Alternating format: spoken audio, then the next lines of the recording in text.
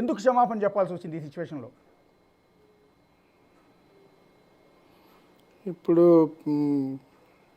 Ashok garu correct కదా, అశోక్ గారు ఇప్పుడు నాది నా ఏజ్ ఇప్పుడు అరౌండ్ నేను 1971 బార్న్, అంటే నేను ఇంచుమించుగా 54 year old. ఇప్పుడు మనం చిన్నప్పుడు చదువుకున్నాం, మనం 4 ఆశ్రమ్స్ ఉంటాయి మన లైఫ్లో, Brahmacharya, Grihasth, Vanaprasth and then Sannyas Ashram. 50 years దాటిన తర్వాత మనం అందరూ నా జనరేషన్ వాళ్ళు వానప్రస్థ ఆశ్రమంలో ఉన్నారు. ఆ టైంలో మనం అంటే ఆ ఆశ్రమం గురించి ఏమనుకున్నారంటే జనరల్గా నేను కాదు, ఏ హ్యూమన్ బీయింగ్ అందరూ అంటే నా ఏజ్ వాళ్ళు, ఇప్పుడు వాళ్ళ మైండ్ సెట్ ఎట్లా ఉంటుంది అంటే ఇంట్రోస్పెక్షన్, వచ్చిన తరాల వాళ్ళకి మనం గొప్ప చెప్పడానికి చాలామంది ఉన్నారు. నేను ఇది గొప్ప చేశాము, ఆ గొప్ప చేశాము, అలా ఇది సాధించాము, ఆ సాధించాము. మనం వచ్చిన తరాలకి ఎక్స్పీరియన్స్ ఇవ్వాలి అంటే 2 రకాలు ఇవ్వాలి. గొప్ప పని చేసిన చెప్పడానికి చాలామంది ఉన్నారు. మనంతో ఏం తప్పు అయింది, ఫస్ట్ మనంకి ప్యూరిఫై చేయడం. సరేలే, నేను కూడా ఒక మనిషి, నాలాగా కూడా చాలామంది ఉండొచ్చు. అంటే ఒక గేమ్ థియరీ ఉంటుంది ఎకనామిక్స్లో, దీనిలో అంటారంటే 95 to 96% of human beings are very similar. So నేను ఒక యావరేజ్ కాబట్టి నాలాగా చాలామంది ఉండొచ్చు నేను భావిస్తున్నాము. నా ఎక్స్పీరియన్స్తో వచ్చే తరాలు నేర్చుకోవాలి, ఆ 2 ఉద్దేశంతో నేను నిన్న రీల్ చేయడం జరిగింది.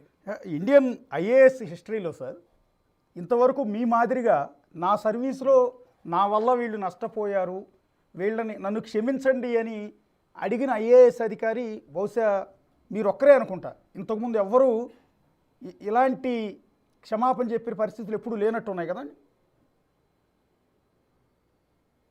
ఇప్పుడు నేను దీనికి అంత ఒక ఐఏఎస్ ఒక గ్రూప్లో కన్ఫైన్ చేయడం అంటే, నేను పది సారి నేను మా ఫ్రెండ్స్కి కానీ అందరికీ చెప్తే ఉంటాము. ఈవెన్ నేను చాలా క్లాసెస్ కూడా తీసుకుంటాను. ఇప్పుడు లాస్ట్ 1 yearలో నేను కాలేజెస్లో వెళ్ళి మోటివేషన్ క్లాసెస్ తీసుకోవడం చాలా చేశాము. నేను always I maintain 800 crore people ఉన్నారు ప్రపంచంలో. 800 crore పీపుల్కి 800 crore డిఫరెంట్ బయోమెట్రిక్స్ ఉంటాయి, 800 డిఫరెంట్ ఐరిస్ ఉంటాయి. అదేవిధంగా ఆ 800 crore డిఫరెంట్ జర్నీస్ ఉంటాయి, 800 crore డిఫరెంట్ కండిషనింగ్ ఉంటాయి. ఎవరి దారి ఎవ్రీబడీస్ పాత్ ఈజ్ కరెక్ట్, ఎవరి దారి వాళ్ళ దారిది. నాకు అట్లా కనిపించింది, నేను చేశాము.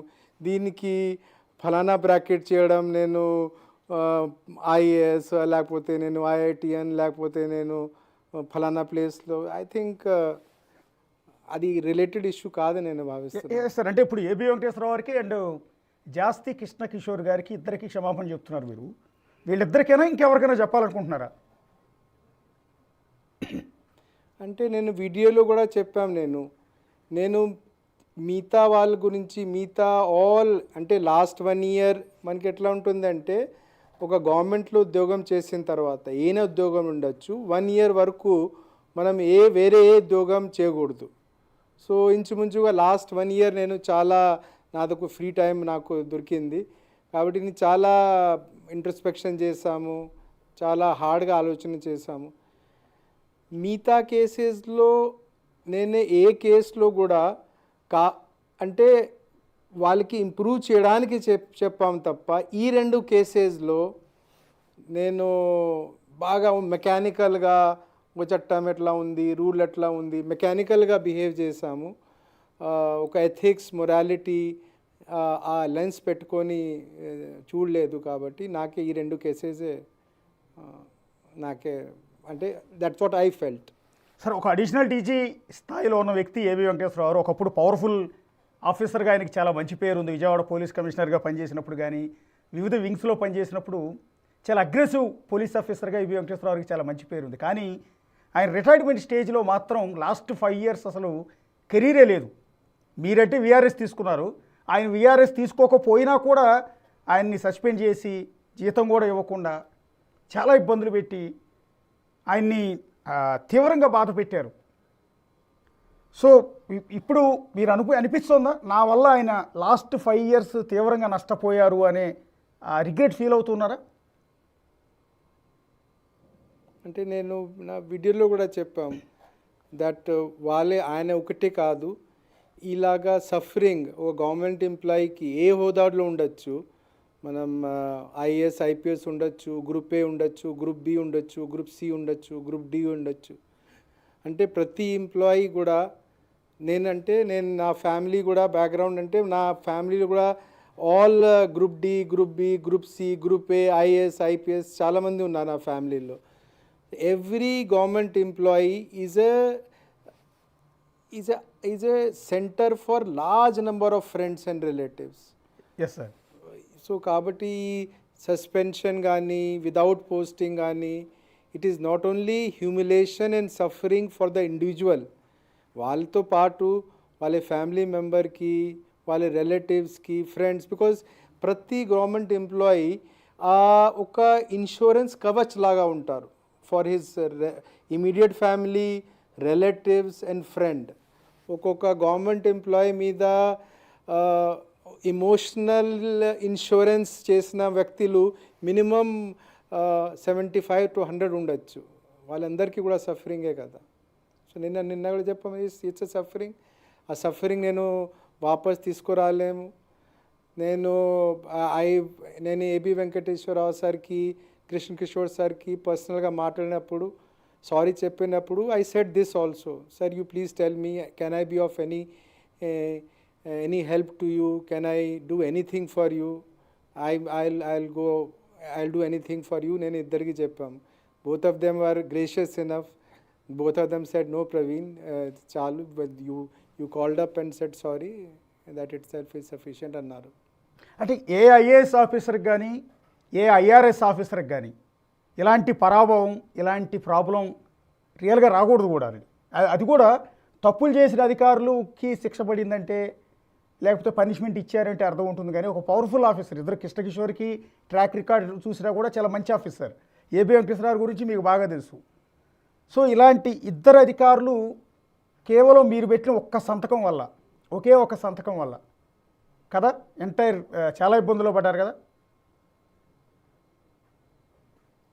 అంటే నేను రీల్లో కూడా చెప్పాం, it is like lot of my friends ఢిల్లీలో కూడా అంటారు, అంటే నువ్వు ఒక చైన్లో నువ్వు మధ్యలో కూడా ఉన్నావు, నువ్వు ఏనా చేస్తే outcome could have been the same. Suppose నేను దీనికి స్ట్రాంగ్గా నోటింగ్ రాస్తే వాళ్ళ ఫేవర్లో కూడా they could have also had the same outcome. అంటే బట్ నా పర్సనల్ జర్నీలో నేను ఒక నైతికంగా, ఎథిక్స్గా, మారల్గా బిహేవ్ చేశాము. కనీసం అంతవరకు నాకు గిల్ట్ ఉండదు. అప్పుడు మేబీ అంటే I'm not a principal secretary లెవెల్లో, you are not a final authority. కానీ నేను నా ధర్మం పాటించాం, కనీసం అంతవరకు నాకు అప్పుడు గిల్ట్ ఉండదు. అంటే ఇది కంప్లీట్ సార్. ఇప్పుడు ఓపెన్గా చెప్పగలుగుతారా ఒక్క మాట, ఏబి వెంకటేశ్వరరావు విషయంలో, జాస్తి కిషోర్ విషయంలో? సో అప్పుడు అధికారంలో ఉన్న ముఖ్యమంత్రి, లేకపోతే ముఖ్యమంత్రి పక్కన ఉన్న ఆ స్థాయిలో ఉన్న వ్యక్తులు ఇచ్చిన ఆదేశాలతో మీరు వాళ్ళ మీద యాక్షన్ తీసుకోమని నోట్ రాశారా, లేకపోతే మీ ఓన్గానే డెసిషన్ తీసుకున్నారా? ఇప్పుడు there is a saying in Hindi, నాకు తెలుగులో అలా ఉందా లేదా. Yes sir. అకల్మందుకు ఇషారా కాఫీ అంటారు హిందీలో. ఓకే. అంటే అర్థం ఏమిటంటే ఒక ఎన్వైరన్మెంట్ చూసుకొని మనం అంతే నాకు అంటే జనరల్గా గవర్నమెంట్లో వచ్చిన వాళ్ళు ఏ స్థాయిలో ఉండొచ్చు, group D, group C, group A లేకపోతే ఆల్ ఇండియా సర్వీస్లో. అంటే ఎవరు నాకు ప్రత్యక్షంగా అట్లా చెప్పాల్సిన అవసరం లేదు. ఎవరంటే ఎన్వైరన్మెంట్ చూసుకొని మనకి అర్థమవుతుంది. ఒక ఆఫీసర్లు విదౌట్ పోస్టింగ్ ఉన్నారంటే 6 నెలల నుంచి, అంటే what is I'm able to understand కదా, ఎందుకు విదౌట్ పోస్టింగ్ ఉన్నారు. అంటే అప్పుడు గవర్నమెంట్ ఆ మూడులో ఉంది కాబట్టి గవర్నమెంట్ మూడుకు అనుగుణంగా, ముఖ్యమంత్రి మూడుకు అనుగుణంగా మీరు నోట్ రాశారు, అంతేనా? వాళ్ళ మీద యాక్షన్ తీసుకున్నారు. మీరు this question many people ask అస్.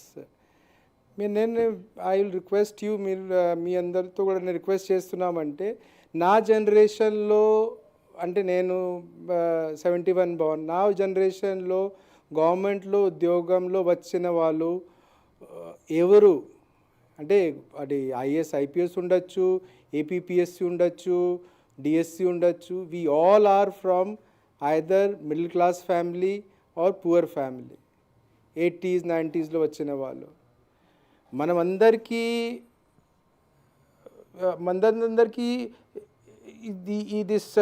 ఈ 20th సెంచరీలో సర్వైవల్ ఇన్స్టింక్ట్ చాలా స్ట్రాంగ్గా ఉంటాయి మనకి. అంటే ఉద్యోగం లేకపోతే గవర్నమెంట్ ఎట్లా ఉంటుందంటే, గవర్నమెంట్లో సపోజ్ పర్టికులర్గా గ్రూప్ ఏ సర్వీస్ వాళ్ళు కానీ, ఐఏఎస్ ఐపీఎస్ కానీ, గ్రూప్ బి వాళ్ళకి మనకి శాలరీ తక్కువ ఉంటాయి. శాలరీతో పాటు మనకి ఉన్న సపోర్ట్ సిస్టమ్ అంటే ఒక ఆఫీస్, ఒక పిఏ, ఒక వెహికల్, ఒక హౌస్, ఇది అన్నీ మాకు సిస్టమ్ ఉంటాయి. సపోజ్ విదౌట్ పోస్టింగ్ ఉంటే it is very difficult to comprehend. It is easy to say ఏముంటుంది, సపోజ్ మీరు గవర్నమెంట్కి అనుకూలంగా లేకపోతే ఏమవుతాయి, ఒక ప్లేస్ ఒక ఆఫీస్ నుంచి వేరే ఆఫీస్లో ట్రాన్స్ఫర్ చేస్తారు, ఒక ఆఫీస్ నుంచి వేరే ఆఫీస్కి ట్రాన్స్ఫర్ చేస్తారు. విదౌట్ పోస్టింగ్ కూడా ఉండొచ్చు కదా. నాకు గుర్తు ఉంది 1998లో నేను అప్పుడు భువనగిరిలో సబ్ కలెక్టర్గా ఉన్నాము. అప్పుడు ఒక ఆఫీసర్కి విదౌట్ పోస్టింగ్ గవర్నమెంట్ చేయడం జరిగింది. వాళ్ళ వైఫ్, బికాజ్ భువనగిరి అంటే హైదరాబాద్ పక్కన, 1.5 month నా ఇంట్లో ఉన్నారు. వాళ్ళ ఐఏఎస్ ఆఫీసరే.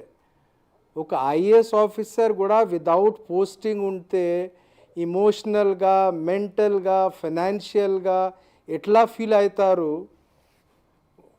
ఈ ఎంప్లాయీస్ ఎంప్లాయీస్లో ఉన్న మనమందరికీ తెలుసు తప్ప, ఎంప్లాయీస్ లేకుండా వాళ్ళు చాలా ఈజీగా చెప్పగలుగుతారు, ఏముంది మీకే లేకపోతే వేరే పోస్ట్ చేస్తారు. అంటే ఇప్పుడు మీరు డైరెక్ట్గా జనం ముందు ఒప్పుకుంటూ ఉన్నారు, ఆ రోజు కనుక ఏబి వెంకటేశ్వరరావు మీద లేకపోతే కృష్ణకిషోర్ మీద యాక్షన్ తీసుకోకపోతే మీకు పోస్టింగ్ ఉండదు అని. పోస్టింగ్ ఇచ్చి ఉండేవారు కాదు, లేదా మిమ్మల్ని ట్రాన్స్ఫర్ చేసేవాళ్ళు అని. ఆ భయంతోనే చేశారని. ఇది అన్ని కాదు.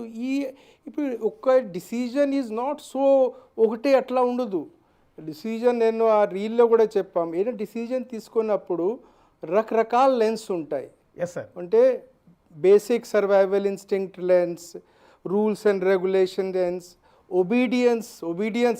Who are we? జనరల్గా ఎవరు గవర్నమెంట్లో వస్తారంటే జనరల్గా వాళ్ళు దే ఆర్ సిన్సియర్ స్టూడెంట్స్. అంటే చదువులో బాగా ఉంటారు కాబట్టి వాళ్ళు రాసి ఇలాగ ఏపీపీఎస్సీ కానీ యూపీఎస్సీ ఎగ్జామ్లో రాస్తారు. So we are generally very obedient students. So obedience, survival, rules regulation, ఇది అన్నీ రకరకాల కలిపి డిసిజన్ తీసుకుంటాం తప్ప ఒకటే దీనికోసం చేశారు అట్లా చేశారు. బట్ నేను రీల్లో ఏం చెప్పామంటే, గోయింగ్ ఫార్వర్డ్ ఈ అన్ని లెన్స్ పక్కన పెడతాం. నేను ఓన్లీ ఒకటే లెన్స్తో నేను లైఫ్ ముందు తీసుకువెళ్తాము. That is the lens of ethics and morality. అంటే సార్, ఇక్కడ సహజంగా అందరికి వచ్చే డౌట్ ఏంటంటే, మీరు ఆ రోజు రిజెక్ట్ కూడా చేసే అధికారం మీకు ఉంది కదా, సో ఇది కరెక్ట్ కాదు. నేను రిజెక్ట్ అంటే కాదు. అట్లా సెక్రటేరియట్లో ప్రిన్సిపల్ సెక్రటరీ దగ్గర ఏ ఫైల్ ఆగదు. Yes sir. అంటే నాకు ఉన్న guilt is not I'm a decision making authority. Okay. నాకు ఉన్న గిల్ట్ ఏమిటంటే, నేను అప్పుడు ఒక జనరల్గా ఎట్లా ఉందంటే, మైండ్ టెన్షన్ ఉన్నప్పుడు మైండ్ చాలా బేసిక్గా ఆలోచన చేస్తుంది. Yes sir. బేసిక్ ఆలోచన ఏమిటి అంటే రూల్ ప్రకారం ఎట్లా ఉంది, రూల్ ప్రకారం ఎట్లా ఉంది, చట్టం ప్రకారం ఎట్లా ఉంది, రూల్ ప్రకారం ఎట్లా ఉంది. రూల్ ప్రకారం చట్టం ప్రకారం డీజీపీ ఆఫీస్ నుంచి పంపించిన ఫైల్ కరెక్ట్ ఉండొచ్చు, ఎస్ సార్. అది కరెక్ట్గా ఉంది, ఆ ఫైల్ కూడా కరెక్టే ఉంది. అంటే నేను ఆ ఎగ్జాంపుల్ కూడా ఇచ్చాము. ఈరోజు నేను 30 సంవత్సరం ఉద్యోగంలో ఉన్నాము, నేను 30 సంవత్సరం వరకు పర్సనల్ యూజ్ కోసం నేను I would have use the vehicle for 1,00,000 kilometre. ఈరోజు సపోజ్ ఎవరు ఒక గవర్నమెంట్ ఆఫ్ ఆంధ్ర